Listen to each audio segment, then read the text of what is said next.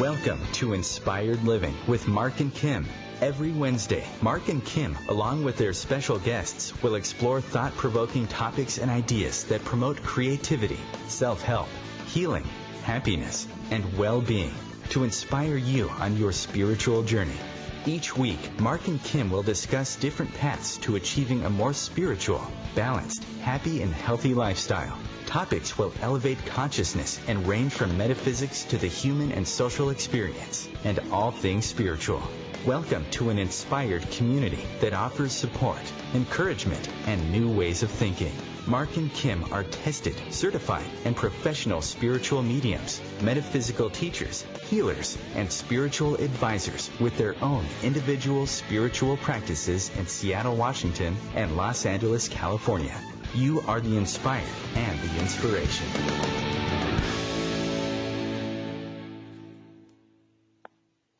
Good afternoon, inspired listeners. Welcome to Inspired Living with Mark and Kim.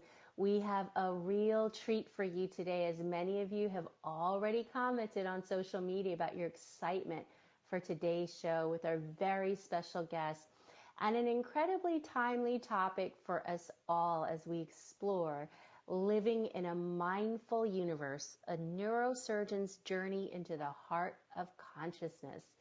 You know, it's not common to talk about higher consciousness from a neurosurgeon's perspective because they can be very different worlds as we know it. One that heavily relies on proof and the other that relies more on trust.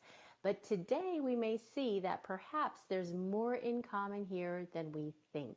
But first, I'm Kim Thalken. If you'd like to connect with me and my practice Love First, where life transformations happen, you may do so on my website at lovefirst.info. I'm here to support you in the way of readings, healings, or hypnotherapy.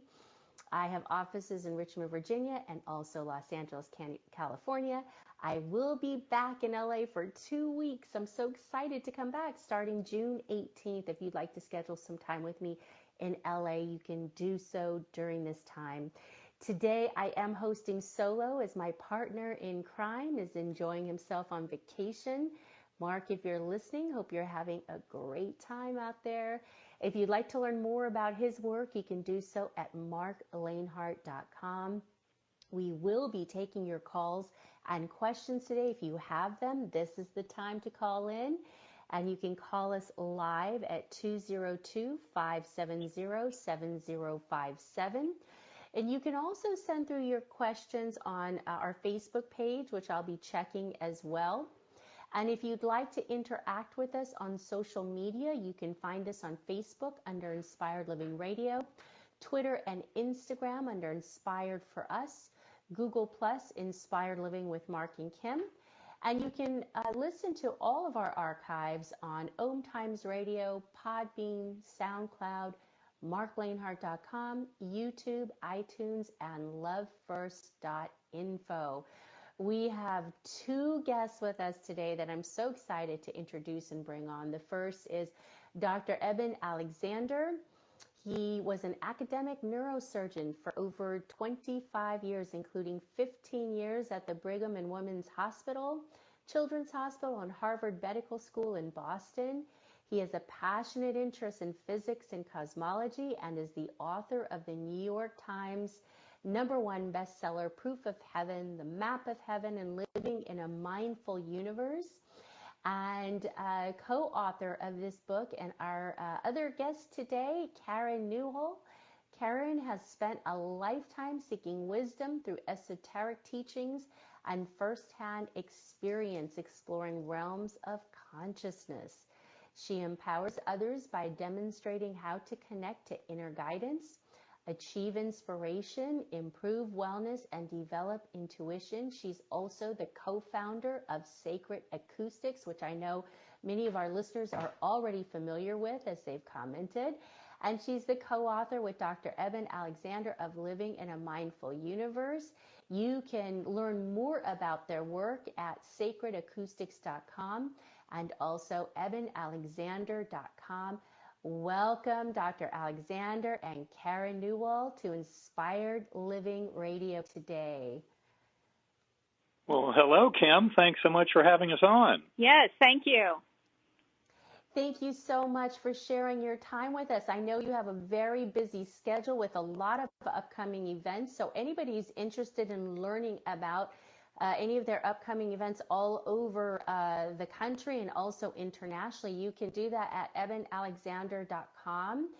And I want to also let our listeners know that you've both been so kind to provide free offerings to our listeners with a special meditation called OM, as well as a 33-day journey into the heart of consciousness.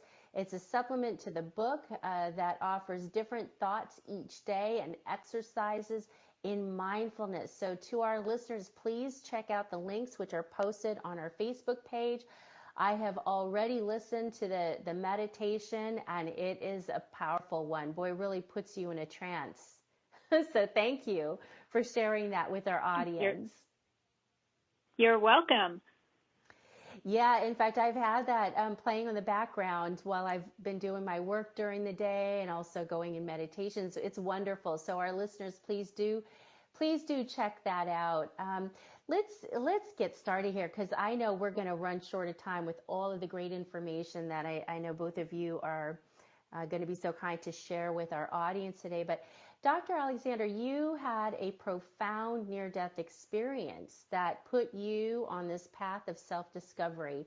And I know your first book speaks to the experience in detail, but it is fascinating. And I think so many people want to know what heaven is like, quote unquote, heaven is like, and quite honestly want reassurance that it's all they believe it to be and want it to be. So before we delve into your new book, give us some background, if you don't mind, on the you before this happened, and then share with us the experience that you had when you were in a coma and what led you down this path. Okay, well, I had spent the first 54 years of my life basically honing a fairly conventional scientific worldview about the nature of reality. As you mentioned in the intro, I had spent more than 20 years as an academic neurosurgeon and thought I understood something about brain, mind, and consciousness. And that's why my adventure that began early in the morning, November 10th, 2008, was so kind of worldview shattering and mind-opening. And it started with severe back pain and then headache that was horrific, and within about 3 hours I was having grand mal seizures, driven deep into coma. I was taken off to Lynchburg General Hospital emergency room where they determined that I was deathly ill. In fact, the ER physician who took care of me later told me that she realized I was so sick I might not even get out of her ER alive. But it turns out that I was put on 3 very powerful antibiotics. They did a lumbar puncture, which proved I had a severe case of a gram-negative bacterial meningitis. That's the worst kind of bacterial meningitis you can have. In fact, it almost always happens, the kind I had, E. coli, almost always happens in newborns. Very rare beyond the age of 3 months. And my doctors had excellent data showing the destruction of my neocortex, the human part of the brain, mainly through my neurologic exams and through my MRI and CT scans and from lab values. And they knew that the human part of my brain had been very much inactivated and that I was deathly ill. Started that week out with a 10% chance of survival and then 2% survival probability by the end of the week with no chance of recovery. And in the midst of that, I have that extraordinary spiritual experience that's described in Proof of Heaven that by all modern neuroscientific principles about brain, mind, and consciousness could not have happened. And that's why I'm often asked to speak to medical and surgical groups, because they realize that this journey to have such an extraordinary set of ultra-real experiences when the part of my brain that would have been absolutely essential for any kind of dream, hallucination, or drug effect was inactivated really sets an extraordinary stage for the universe teaching us lessons about the nature of reality. And those who've read Proof of Heaven will realize there were multiple phases in that journey, beginning in a very primitive, coarse, unresponsive world that I call the earthworm's eye view, but then ascending through a brilliant light with a perfect musical melody into an ultra-real gateway valley, kind of a perfect world of ideals without any kind of death or destruction at all. That's the realm where we reunite with our higher souls and souls of departed loved ones, and with that infinitely healing power of love, that God force that so many have encountered for thousands of years, no matter what their prior belief system on these kind of journeys. And, of course, once you've touched that, felt that, you're forever altered. And I would cycle through these various levels that also included kind of the ultimate level, as far as I'm concerned, that infinite oneness of the core, becoming completely one with the God force of the universe throughout all of eternity, infinity. I mean, these are concepts that with our language, they almost sound meaningless and kind of nonsensical, and yet that is what is so powerful about these journeys, is the overlap, the similarity of NDEs over thousands of years across all cultures really are indicating something about a very real realm. It's not the material four-dimensional space-time that we're used to, but it's every bit as real, if not more real, when you listen to the testimony of near-death experiencers and other spiritual journeyers, that we really need to learn more about all of that to make sense of our existence. Yes, and how is that? Very interesting that your colleagues might have you come and speak at different forums, and how is their receptivity to what your experience has been, was and has been? How do they receive that? Well, I would say it's interesting. The scientific community, in many ways, has opened up wide to this. But when I say that, what I mean are those scientists who are interested in consciousness and brain and mind. Because many other scientists may not be so into any of this. They're busy studying the material world and trying to understand how it works, but they're missing the fact that what human beings experience is a perceptual world, and we live in a mental universe. It's not the physical universe. This is one of the deepest aspects of the lesson of quantum physics that the universe has been trying to teach us for more than 80 years. But the physics community has had great difficulty trying to understand what it all means. But this is something that we discuss in much detail in Living in a Mindful Universe. But I think the short answer to your question is there are many scientists around this world who realize that the materialist assumptions, the brain creates consciousness and the physical world is all that exists, are false. They lead us into dead ends and nonsensical situations and the inability to explain human experience. So we need to greatly expand our worldview and our notions of the connection between brain and mind and the very nature of reality. And that, of course, is something that Karen and I tackle in Living in a Mindful Universe, which has been endorsed by many of the world's leading scientists in investigation of consciousness. So we feel we're on very steady ground, and it's very much a part of the scientific awakening that's coming to this world even now. Well, that is so very exciting. That's so very exciting to hear, because both have so much to offer humanity. And so I know you talk a lot about the convergence of them coming together, and I'm sure there's going to be many benefits that come from that. So you talk a lot about consciousness, and consciousness being fundamental in the universe. How do you describe consciousness? Because I think people hear that word a lot, but may not fully understand it. Well, let's just break it down to kind of real simple steps. This is all about the individual human being and their journey of trying to understand their nature of existence and their relationship with the universe. And so I would begin by saying consciousness is just what each and every one of us would say it is. That is the awareness of existence. That self-awareness is really kind of an unusual quality, and that is the part that is so extraordinarily challenging to the materialist model to explain. And it's the reason why we need much bigger models of the nature of reality to begin to explain this. Now, in any kind of philosophical discussion of the nature of reality, one must always have what's known as an ontological primitive. That is, there's going to be one kind of concept or idea that's at the basis of everything else. For example, in our conventional scientific worldview, the ontological primitive would be the physical world, the physical universe, because we believe the physical is all that exists, and therefore you have to explain everything based on that one ontological primitive. It turns out that especially if you witness the hard problem of consciousness, what you realize is materialist science, that is conventional science, has hit an absolute dead end in terms of any explanation of relationship between brain and mind. And that's where we're trying to come up with answers that actually work in explaining human experience. Now, another example would be in the world of quantum physics. The ontological primitive there would be the quantum field. Now, what we're talking about here is consciousness itself becomes the ontological primitive, the thing that exists. And therefore, all the rest of the universe, we would say, emerges from that realm of consciousness itself. In other words, it's a way of saying that the universe is mental, and that everything that we experience in this universe has to do with the interaction of our kind of sense of mental, that is our thinking or our mind, with that mental quality of the universe.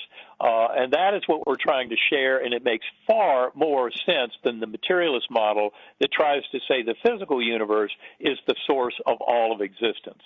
And so really this is just a kind of a shifting to accommodate quantum physics and all the vast human experiences, including not only our standard ideas of consciousness that we've just discussed, but also the tremendous scientific evidence for things like non-local consciousness, telepathy, past life memories in children indicative of reincarnation, presentiment, precognition, all the vast psychological information that indicates that our materialist model is inadequate to explain reality.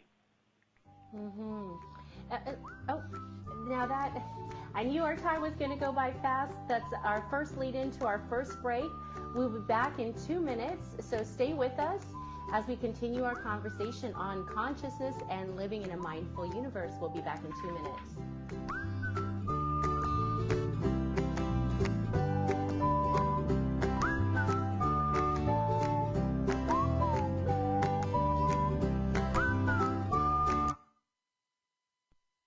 The future of Internet radio is here.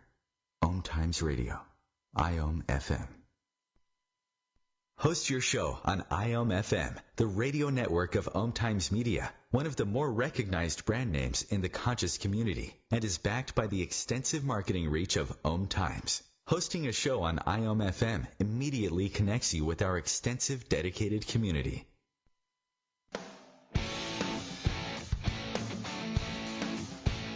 Are you seeking answers to life questions? Would you like to connect to a departed loved one? Are you suffering from pain, stress, or anxiety? Kimberly Thalkin is a tested, certified, and professional psychic, spiritual medium, energy healer, hypnotherapist, and the founder of Love First, where life transformations happen.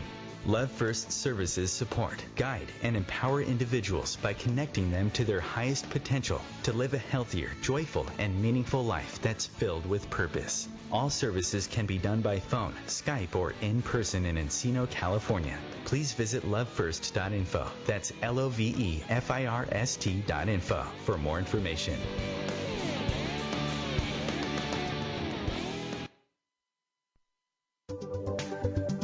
Hi, I'm Kelly Fox, host and astrologer of The Astrology Show. Each week, I'll give you access to the current transits, which are a valuable tool that provide astrological information to help unlock the potential each of us has. Understanding the stars can help steer us in the right direction to make better informed choices. So if you're wondering what's going to happen in your week ahead, be sure to tune in to The Astrology Show for guidance. Mondays at 9 p.m. Eastern Time. I am Fidel Nsombo. I was born in a city called Bukavu in the Congo. We were a loving family, and then, boom, everything that I had disappeared in a single day. People think that when you are a refugee, and they resettle you to America, and all your problems are done. They don't understand that that's the beginning of everything. I was not born a refugee. I was made one. It's time we welcome refugee families with open arms. Learn more at embracerefugees.org, brought to you by the Ad Council.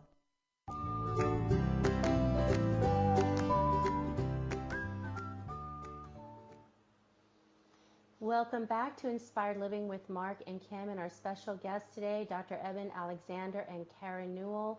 Please also be sure to check out ebenalexander.com for upcoming tours if you'd like to hear both of them speak in person.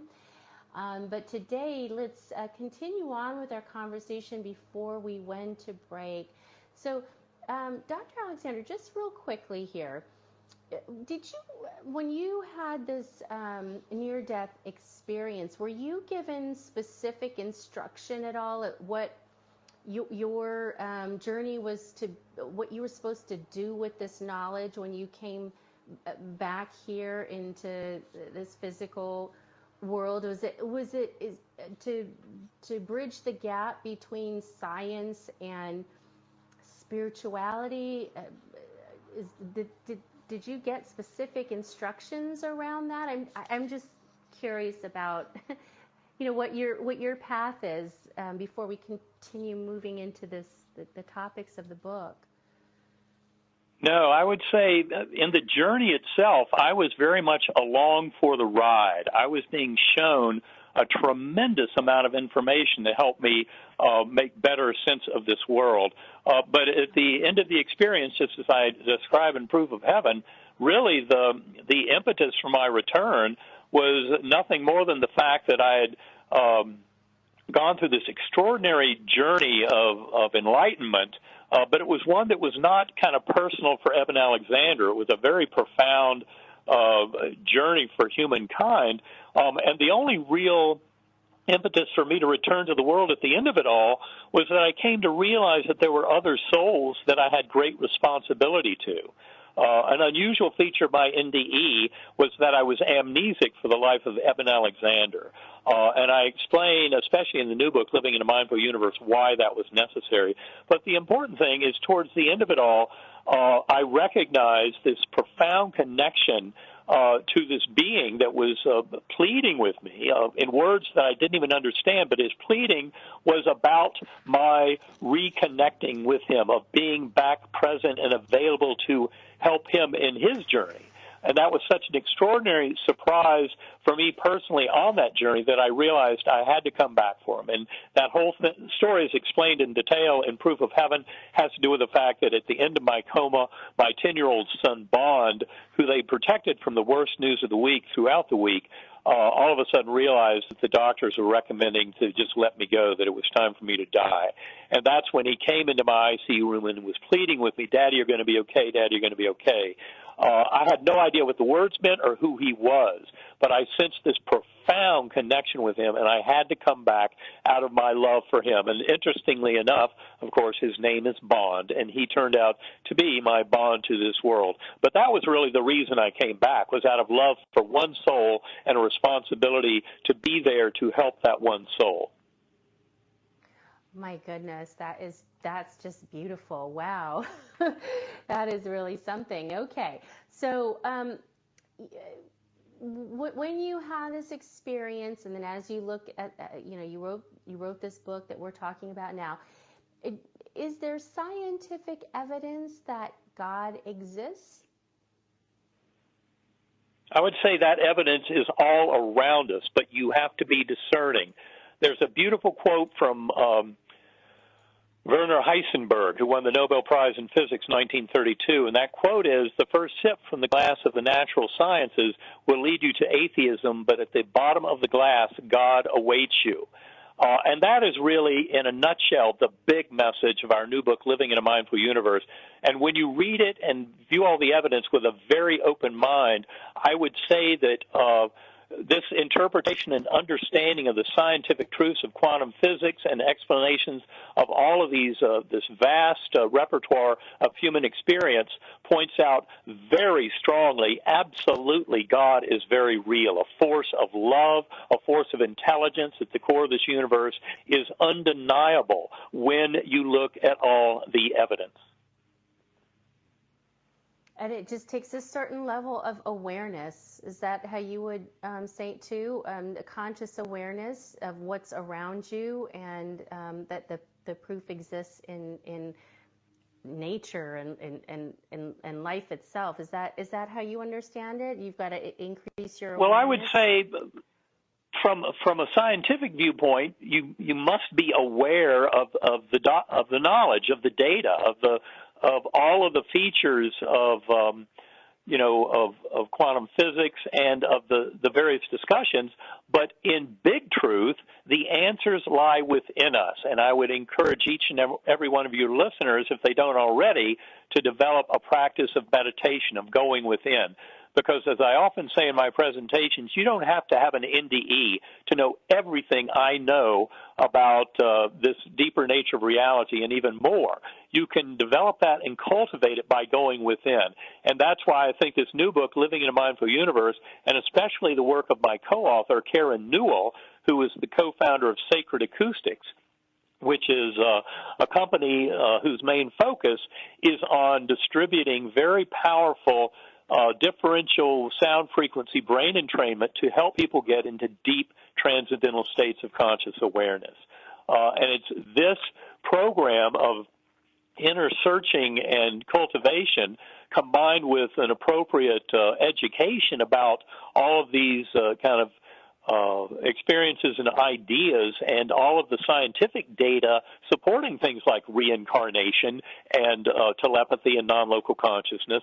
That is where you start to realize this is where the science is headed, and it's an acknowledgement that we're spiritual beings in a spiritual universe and that our free will has tremendous power. But that's one of the reasons I am so grateful to Karen Newall and her work in Sacred Acoustics, because of the incredibly powerful tools that she brings to this world. Yes, and thank you for that introduction, Karen. I would love to hear your take on how we can develop a connection within ourselves. What does it mean to go within, and how can we, what are some of the benefits of establishing a practice of going within? Maybe some of the best practices that are out there for people who might be looking for new tools or not sure where to start.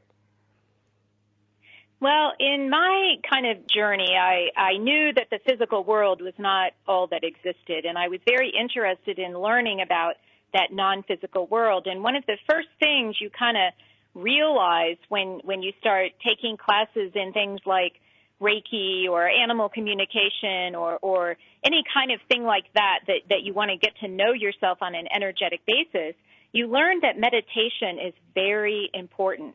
An ability to quiet the mind, an ability to focus within in a quiet, still space.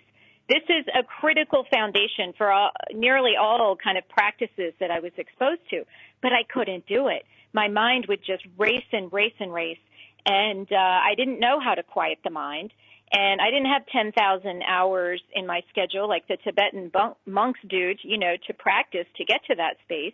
And so I found that sound was very useful, and it provided support and really kind of a shortcut and, I'll say, training wheels for really learning how to quiet the mind and get focused inside. And so at first it was sounds like gongs or tuning forks, maybe crystal bowls, songs that had an ongoing melody with lyrics and things like that. They're very relaxing. There's a lot of, to be said for classical music, but that didn't work for me because I was always staying with the music. But these tones, these kind of monotonous sort of tones kind of blend into the background. And the particular quality that really put me up to a whole other level was this brain entrainment technology or binaural beats. Now, Sacred Acoustics was formed because Kevin Cossey, my co-founder, and I were exploring different ways to use sound on our own to have what we called sound journeys, to really explore within and use our awareness to do some of the things that Eben was talking about, interacting with non-local consciousness like remote viewing, out-of-body experiences, things like that. Now, what I found when I was approaching it from wanting to have those more exotic kinds of experiences, that first I had to deal with my emotional stuff. I really had to clear out a lot of baggage, and the sound had this way of activating issues that were already in my system and giving me an opportunity to view them in a new light, practicing that neutral observer who has a much wider view. All of us have this internal neutral observer, but most of us are not aware of it. And so meditative practice, going within, this is what we mean by that, getting to know that inner observer. And the sound is a beautiful way for people who have trouble getting started, but it also is a beautiful way for people who already have a meditative practice to go even deeper. Now, they don't work the same for everyone, and that's exactly why we have that free file for people to try. And, of course, since we created that OM file about 6 years ago, we've moved on and created all kinds of other sounds. And on our website, we have 1-minute samples so people can try them out. And it really is a matter of trial and error, finding out what works best for you. But the sound is a wonderful way to get into that hypnagogic state. And that's the state we're in every day when we're falling asleep, maybe when we're first waking up in the morning. It's the state we're in when we're in a flow state, that state of ultimate present moment, direct channel to some creative, interaction, deep intuition. All of these sorts of things are possible using these sound files. It really all just depends on the person's goal, how they might want to use them. And what's the difference between binaural beats and just regular meditative music? Well, binaural beats include very specific frequencies that are designed to help bring the brain down from that beta state of awareness. That's the state of analysis, of talking, walking around. That's the state where those racing thoughts are just going on and on when you want to quiet your mind. What the brainwave entrainment does is help bring the brain down into alpha, theta, and delta ranges. So delta is associated with deep sleep. Theta is associated with meditation and other things. Alpha is associated with dream sleep, with focus. And so if we create frequencies that directly bring the brain down into those states, and it works by putting one frequency in one ear, say 100 hertz, and a different frequency in the other ear, say 104 hertz. And it's that difference between the two frequencies, in this case 4 hertz, that brings the brain down into those more relaxed, lower states of awareness associated with meditation, relaxation, and creative inspiration. Mm-hmm. And, you talked a little bit, too, about the neutral observer. How important is it for people to get to a state of neutrality within themselves in order to, better connect? The neutral state is the neutral state is good for so many things. And in meditation, like I said, sometimes I would be listening to these tones and then have this unexpected emotional reaction. And I realized over time that when I would just allow myself to feel that emotion, it would be released and I wouldn't have to deal with it again. It may have happened over multiple sessions, but I realized that there was another part of me that could watch myself having the emotion without getting caught up in it. And when you can develop that perspective, kind of that, a real common technique in meditation is to just watch your breath. And if you ever notice yourself not watching your breath and having thoughts, you return your attention to your breath. So it's the part of you that notices your thoughts have wandered. That's the neutral observer. And usually it's just a fleeting thing, but with practice of noticing when that observer kicks in and realizes you should be doing something else, that becomes more and more present. And when you can find that space inside, it changes everything. We're actually doing a pilot study now with a psychiatrist in New York who is providing our tones and following their progress for people with issues with anxiety, depression, focus, insomnia, but especially that anxiety and depression. When that person can find that neutral space, suddenly their problems seem a lot less, of a problem. They realize, oh my gosh, that's what that is. And life can move on. And it really is so useful to find that neutrality because we all have these underlying biases that come from our belief systems that have been taught to us since birth. And many of us have come to think that our belief systems are actually truth. And most belief systems are just that, whether it's a religion or a personal belief or something to do with science. And if you can get out of all those kind of beliefs, and we all have this habit of projecting onto others what they're really thinking, that's, not going to help us either. But being neutral, realizing that we're all going through different situations to help us grow, and using those opportunities as ways to grow, from that neutral state, it can be very useful. I've even developed the skill of being in an argument with someone or some kind of emotionally, draining conversation, and my inner observer kicks in. I can immediately see, oh my gosh, what's going on, simultaneous to having the conversation. I feed myself a sentence or two of what may help resolve the situation, and lo and behold, it does. It's a wonderful skill to develop. Yes, and I'd imagine, okay, and it's also, I would have to think too, I know you teach a lot of people how to connect to their own intuition and in higher realms of consciousness, that it'd be difficult to, for higher realms to connect with us if we're not in a state of neutrality, if we're sitting down trying to make that connection and you're angry or we're frustrated or we're stressed out or we're worried. It would be difficult for even the higher realms to communicate with us under those circumstances. You are absolutely correct. That is an excellent point, because many of us just want them to show up, and it's up to us to create, I'll say, a vibrational state of allowing, of receiving, of being available, and really respecting that spiritual force for what it is, and not taking it for granted as something that should just show up on demand. Yes, and so what might be, and my goodness, that's our second break. When we come back, we're going to talk about the importance, continue our conversation on the importance of neutrality. Stay with us. We'll be back in 2 minutes.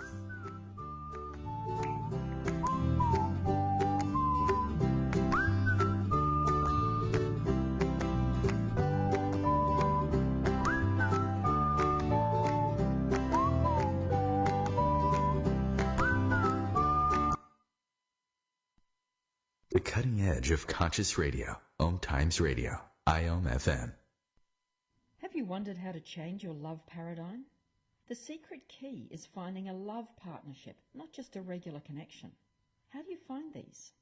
Through conscious relationships. Ascending Hearts Dating is a dating site for people like you that believes in second chances and a different type of spiritual connection. Try Ascending Hearts for free at ascendinghearts.com and change your love paradigm. Ascending Hearts, the premier dating community for the spiritually awake. One planet, 7.3 billion people, only one you.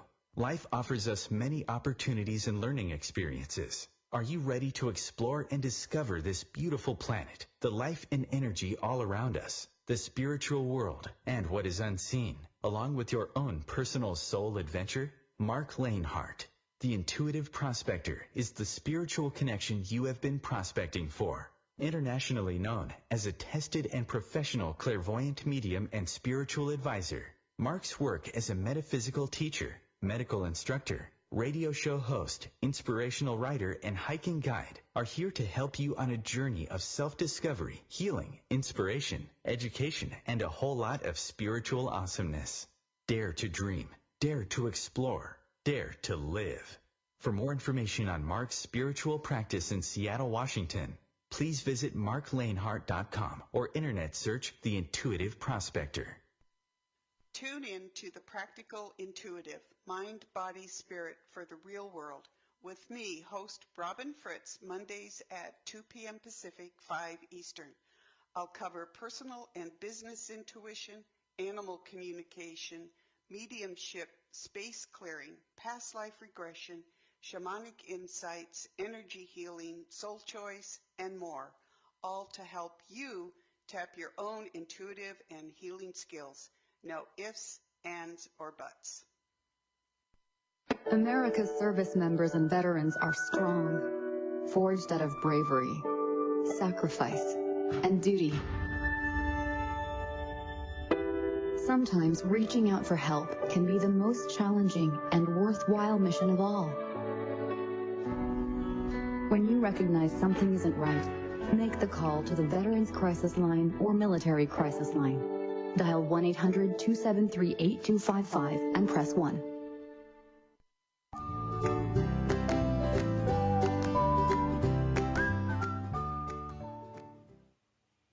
And welcome back to Inspired Living with Mark and Kim and our special guests today, Dr. Eben Alexander and Karen Newall.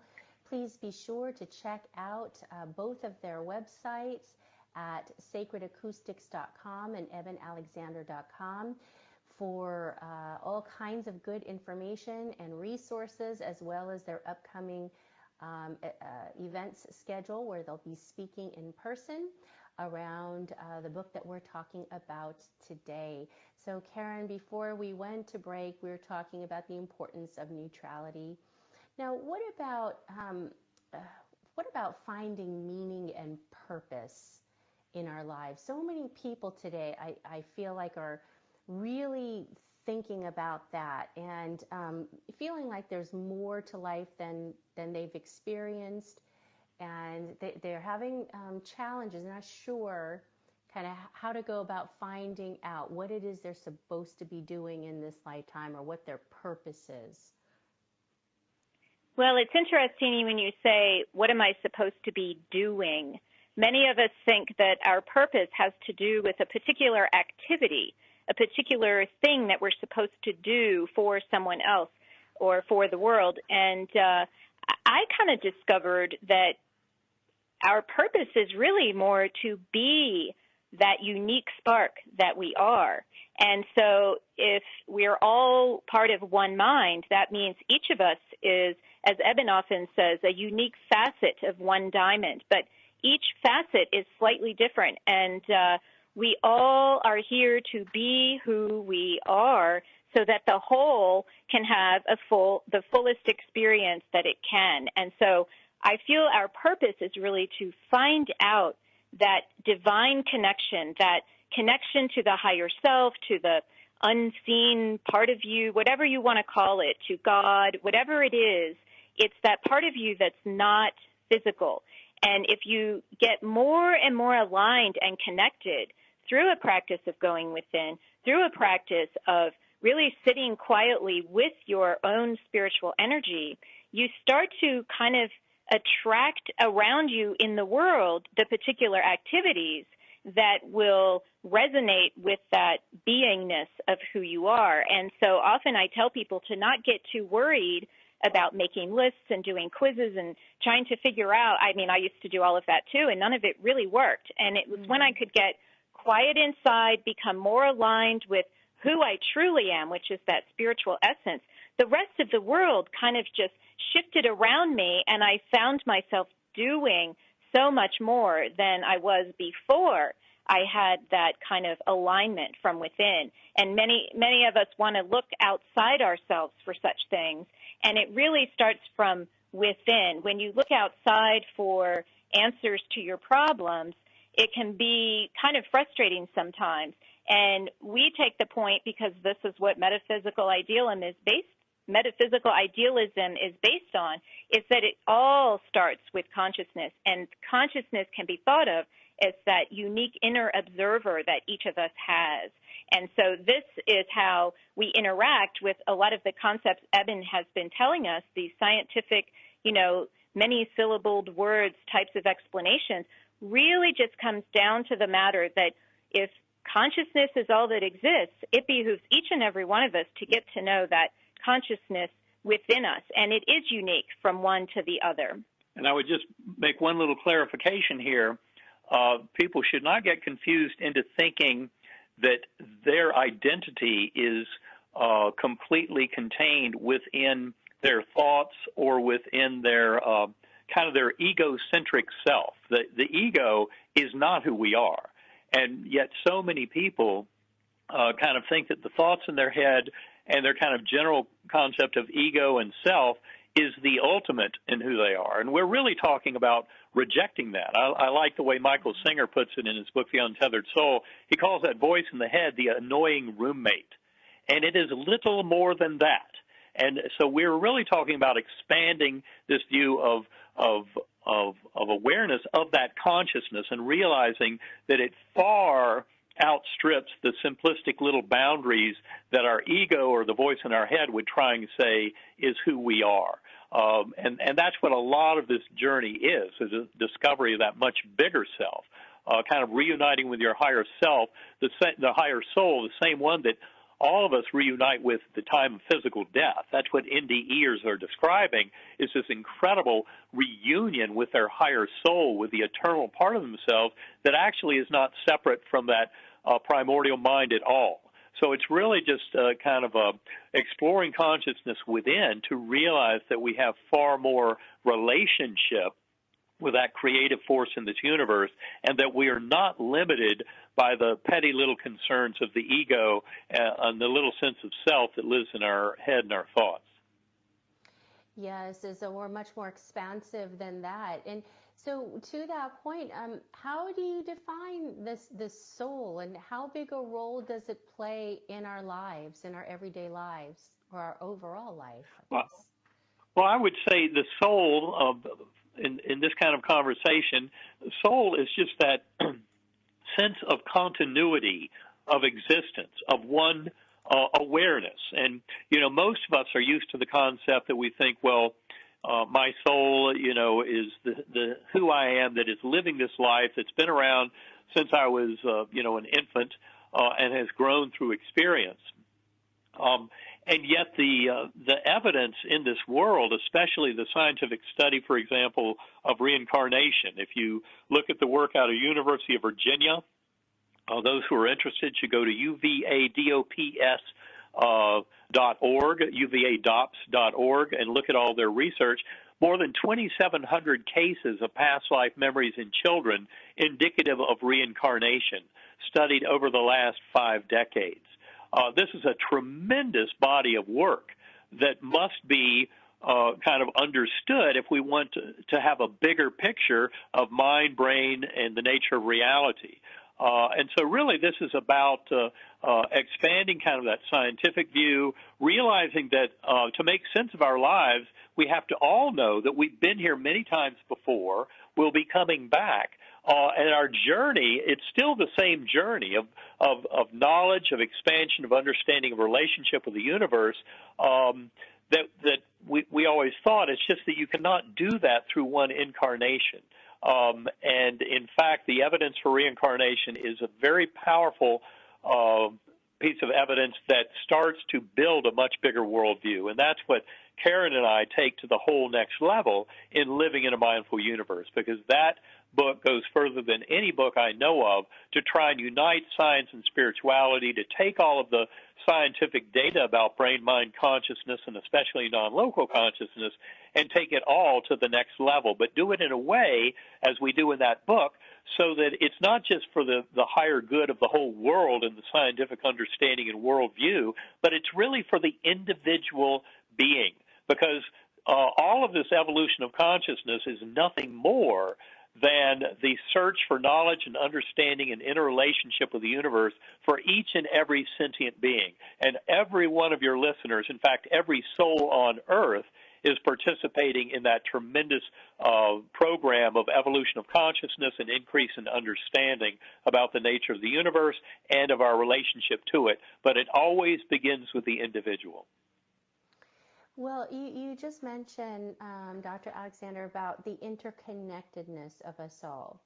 And, a lot of people hear oneness, we are all connected, but it's very difficult, I think, to really understand what that really means. Can you expand on that concept of oneness and kind of what would be described as that binding force of unconditional love? I'm sorry, that last part of the question broke up on me. Can you repeat that? Oh, I'm just saying, you touched on the word interconnectedness. And what I was saying is that we oftentimes hear, oh, we are all connected and let's feel right. Okay. oneness. Well, yeah, I can short circuit to your answer there. It really has to do with the study of consciousness. The growing idea in both neuroscience of consciousness and philosophy of mind is really one that acknowledges that things like telepathy are very real. In other words, our thoughts, intuitions, these things are very strong connectors. In essence, it looks like we are sharing one mind. And I think that's the most important kind of take-home of all this, is that even though, in our culture, we tend to break everything out in our language, we talk about different objects and their relationships, and treat it all as all these separate pieces, like this vast machine. And yet, one of the deepest lessons out of quantum physics and out of modern study of consciousness is really that it's all one, and we are all part of that one. And this universe is mental, and it's our mental aspect that is so tightly linked with the mental function of the universe and also with all other sentient beings. And the notions of separation have been very damaging. The 20th century saw this divorce between science, technology, and the human spirit that allowed for the science to contribute to a great devastation of human spirit. And we're now trying to bring it all back together because really it all belongs together, and we really need to understand one universe, one mind, and that each and every one of us, just as Karen said a minute ago, is like a facet on a diamond. But the diamond is the one mind and the one consciousness of this universe, and each and every facet is just a different perspective of it. But the more we come to realize that oneness, and that especially is important in taking the age-old lesson of love, the binding force of love, that is what binds us all together. And so we are really here to learn, as humankind has been challenged for the last 5,000 years to learn, that we are here to manifest a world of love, compassion, forgiveness, kindness, and acceptance. Those are the deepest scientific truths of this emerging notion of consciousness and the relationship of brain and mind, and how we are to manifest our free will in these lives is through those choices that show the oneness and the binding force of love and connection. Why is that such a struggle for humanity? The feeling, the separation that each one of us live in. What is it that keeps us separated from one another and from ourselves and from the divine? And why does that seem to be such a struggle for all of us?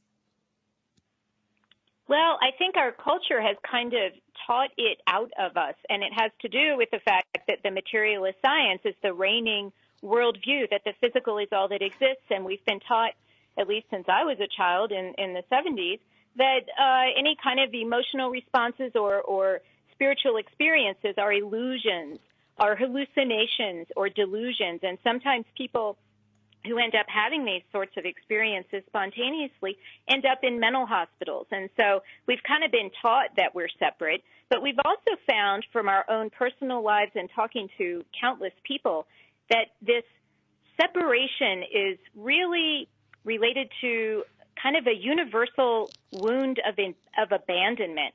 Everyone I've ever spoken to has some sort of abandonment wound, whether it was due to, in Eben's case, adoption, being adopted, being left by his birth mother somewhere. In my case, it had to do with divorce.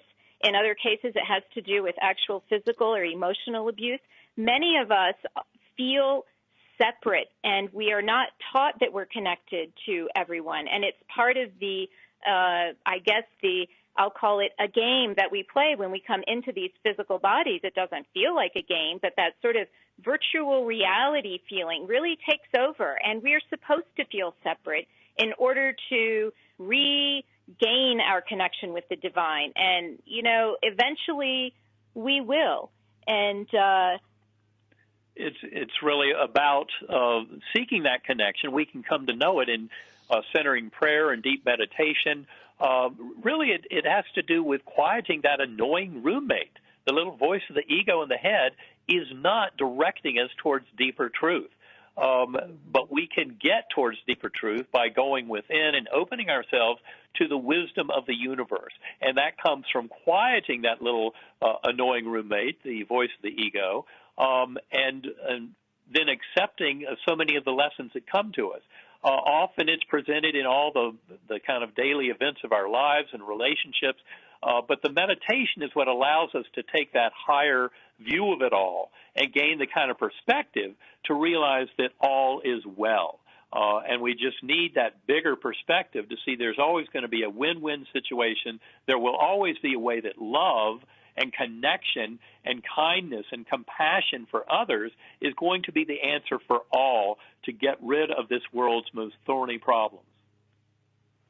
Well, yes, and when you talk about this world's most thorny problems, I mean, there are a lot of people out there, we've only got 2 minutes left, who would say, well, if there is a God, why would God create such a world of conflict? And there we go. That's the end of this show. Well, this would have been a good thing to talk about, because I know people have this question a lot.